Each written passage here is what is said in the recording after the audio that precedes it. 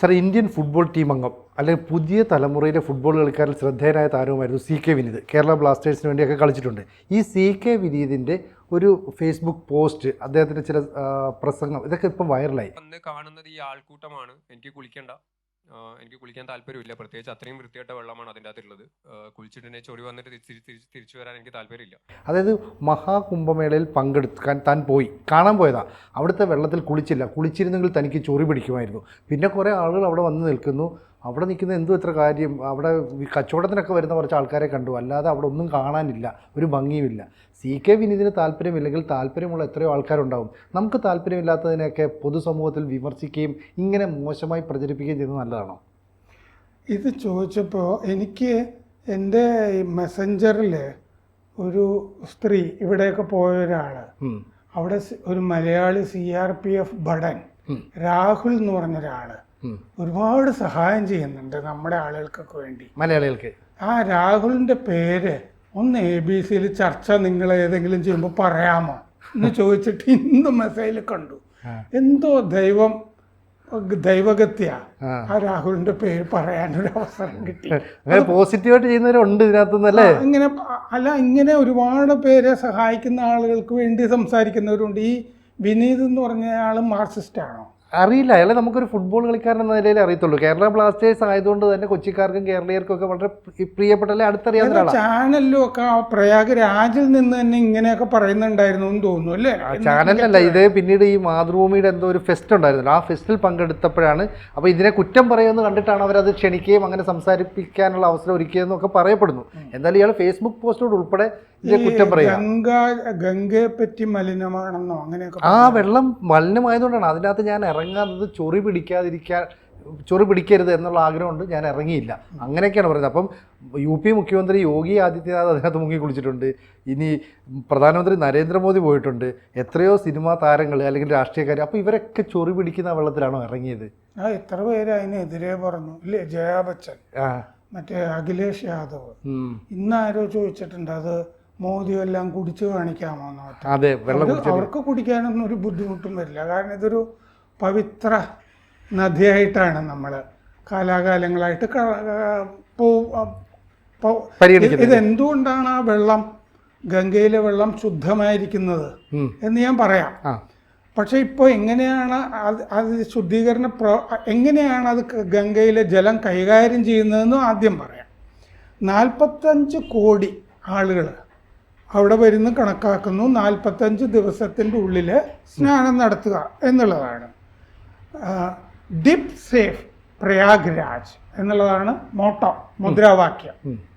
മുങ്ങുക അല്ലേ, സുരക്ഷിതമായി. Dip safe Prayagraj എന്നാണ്. അപ്പോൾ ഇന്ന് ലോകത്തിൽ എന്തൊക്കെ ശാസ്ത്രീയമായിട്ട് ഈ വെള്ളം ശുദ്ധീകരിക്കാനായിട്ട് അവൈലബിളായിട്ടുണ്ടോ ഇത് മുഴുവൻ അവിടെ ഉപയോഗിക്കുന്നുണ്ട്. ഒരു ദിവസം 1 കോടി മനുഷ്യരവിടെ ഈ 2 നദികളുടെ സംഗമം, 3 നദി എന്ന് പറയാം, സംഗമം നടക്കുന്ന അവിടെ 15 കിലോമീറ്റർ വരുന്ന ഭാഗത്ത് 1 കോടി ആളുകൾ ഒരു ദിവസം സ്നാനം ചെയ്യുന്നുണ്ട്.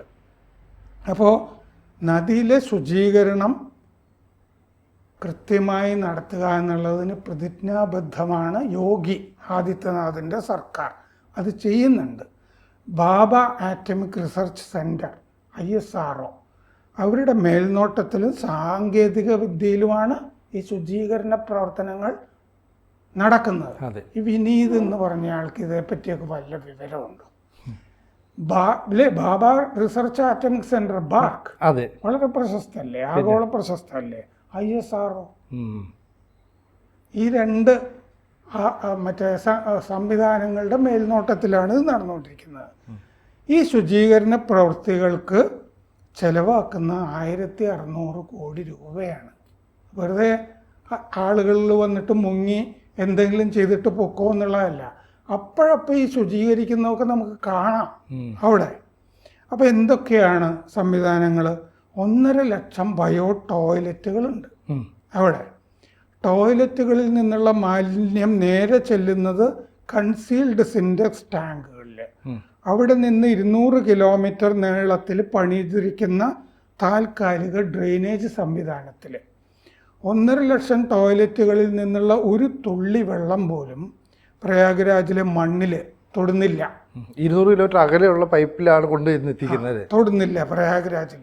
നേരിട്ട് മാലിന്യ സംസ്കരണ പ്ലാന്റുകളിലാണ് എത്തുന്നത് ഇവിടെ നിന്ന്. അതിൻ്റെ പ്രധാന ഉദ്ദേശം ഈ ഫീക്കൽ ബാക്ടീരിയ ജലാശയത്തിൽ എത്തരുത് എന്നുള്ളതുകൊണ്ടാണ്. ഫീക്കൽ ബാക്ടീരിയ പറഞ്ഞല്ലോ, ഈ മലത്തിൽ നിന്നുള്ള ബാക്ടീരിയ അവിടെ എത്തരുത് എന്ന് ഉദ്ദേശിക്കുന്നതുകൊണ്ടാണ്. 16 മില്യൺ ലിറ്റർ ടോയ്ലറ്റ് മാലിന്യം, 240 മില്യൺ ലിറ്റർ മലിനജലം ഒരു ദിവസം സംസ്കരിക്കുന്നുണ്ട്. ഇത്രയും 200 കിലോമീറ്റർ നീളം വരുന്ന ഡ്രെയിനേജ് സംവിധാനത്തിൽ കൂടി മാത്രമാണ് ഈ മാലിന്യങ്ങൾ ഒഴുക്കുന്നത്. അത് അതത് സ്ഥലത്തെ ഓക്സിഡേഷൻ കുളങ്ങളിലാണ് ശേഖരിക്കുന്നത്. ഓക്സിഡേഷൻ പോണ്ട് അവിടെയാണ് ശേഖരിക്കുന്നത്. അങ്ങനെ നേരിട്ട് പോയി ഈ ഭൂഗർഭജലം വഴി പോലും മാലിന്യം ഒഴുകി ഗംഗയിലെത്തരുത് എന്നുള്ള നിർബന്ധമുണ്ട്. അതാണ് ചെയ്യുന്നത്. പിന്നെ സെൻട്രൽ പൊല്യൂഷൻ കൺട്രോൾ ബോർഡ് കേന്ദ്രത്തിൻ്റെ CPCB ഒരു ദിവസം ഒരുപാട് സ്ഥലങ്ങളിൽ നിന്ന് ജലത്തിൻ്റെ സാമ്പിൾ ശേഖരിച്ചിട്ട് പരിശോധിക്കുന്നുണ്ട്. അതിൻ്റെ റിപ്പോർട്ട് സർക്കാരിന് മാത്രമല്ല ഗ്രീൻ ട്രൈബ്യൂണലിനും കൊടുക്കുന്നുണ്ട്. അപ്പോൾ ഗ്രീൻ ട്രൈബ്യൂണൽ സദാ ജാഗരൂകമാണ്, നിരീക്ഷണത്തിലാണ്. 2 മണിക്കൂർ കൂടുമ്പോൾ ത്രാഷ് സ്കിമ്മർ ബോട്ടുകൾ വഴി പൂജാ മാലിന്യങ്ങൾ, പൂക്കൾ, ത്രാഷ് സ്കിമ്മർ അത് നമുക്ക് കാണാം. അതിങ്ങനെ വന്ന് നീക്കം ചെയ്യുന്നു.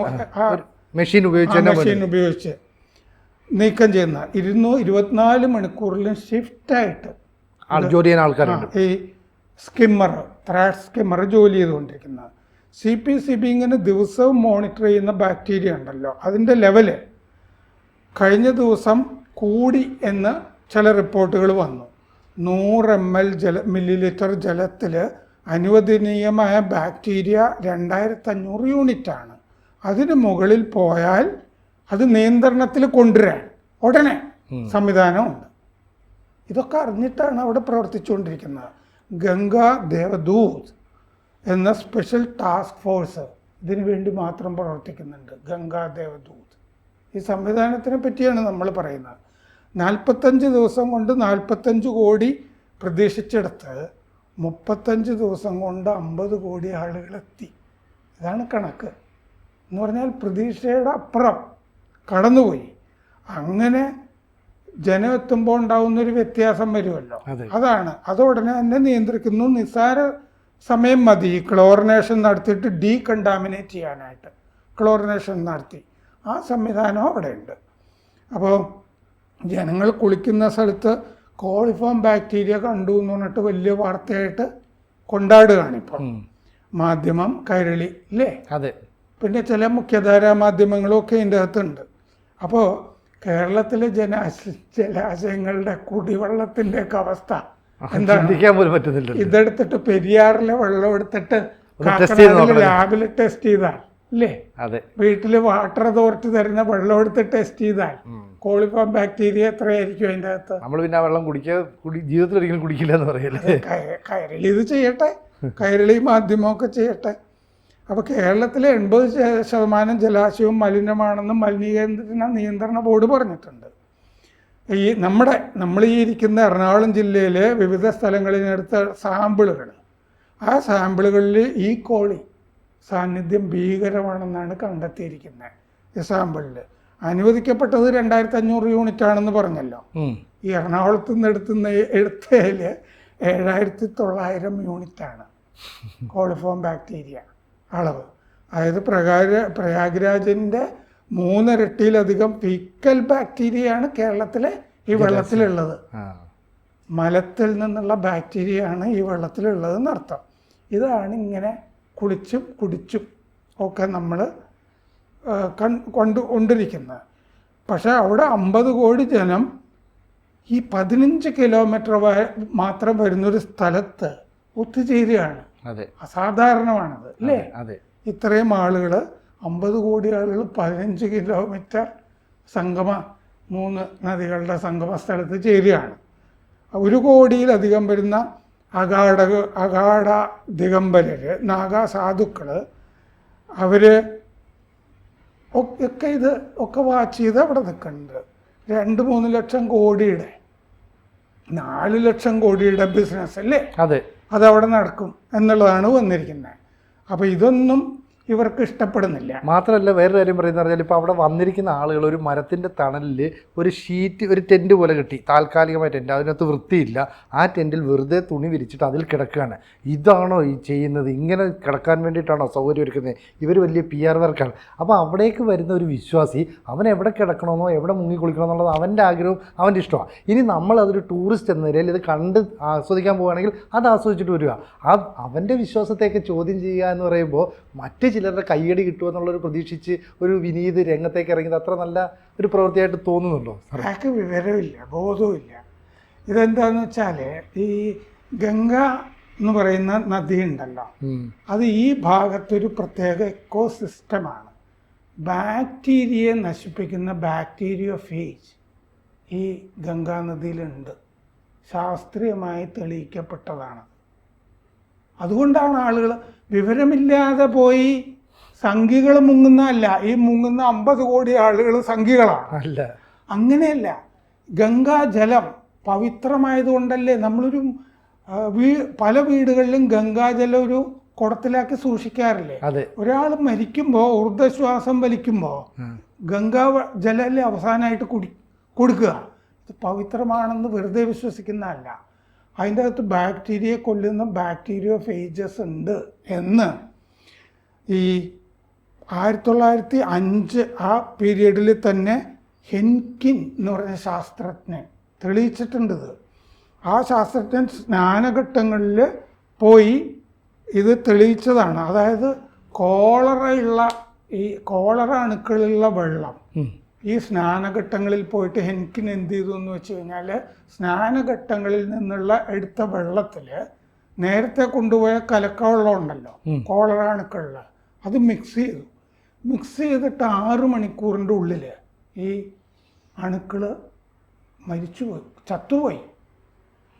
എന്ന് പറഞ്ഞാൽ ലോകത്തിലെ ഏറ്റവും വലിയ ശുദ്ധീകരണിയാണ് ഗംഗ എന്ന് ശാസ്ത്രജ്ഞന്മാർ ഇങ്ങനെ തെളിയിച്ചിട്ടുള്ളതാണ്, പറഞ്ഞിട്ടുണ്ട്. 1917 ഫ്രഞ്ച് കാനഡ ശാസ്ത്രജ്ഞന്മാർ ഇന്ത്യ പാസ്റ്റർ ഇൻസ്റ്റിറ്റ്യൂട്ട് സംയുക്തമായ ഗവേഷണം നടത്തിയിട്ട് ബാക്ടീരിയോഫേജ് എന്ന് പറഞ്ഞ സൂക്ഷ്മാണുവിനെ കണ്ടെത്തി. ബാക്ടീരിയോഫേജുകൾ ബാക്ടീരിയയെ ആക്രമിക്കും.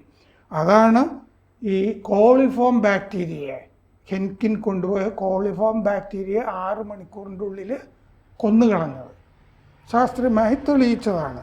അത് കഴിഞ്ഞാണ് ഡി ഹെർവൽ, ജോർജ് എലീവ എന്നിവർ ഈ വഴിക്ക് ഗവേഷണം ചെയ്തിട്ടാണ് ഈ ആൻറ്റിബയോട്ടിക്കുകൾ നമ്മൾ കഴിക്കുന്നില്ലേ, ആൻറ്റിബയോട്ടിക്കുകൾ കണ്ടുപിടിച്ചത്.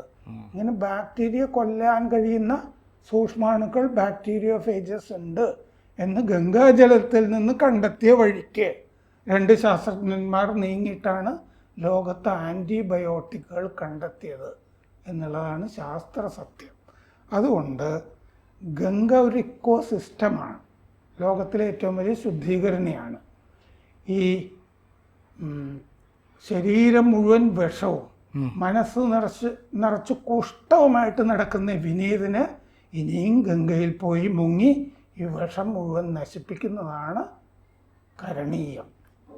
കൂടുതൽ വാർത്തകളും വിശേഷങ്ങളും നിങ്ങളിലേക്ക് എത്താൻ ABC മലയാളം സബ്സ്ക്രൈബ് ചെയ്യുക, ബെൽ ബട്ടണും അമർത്തുക.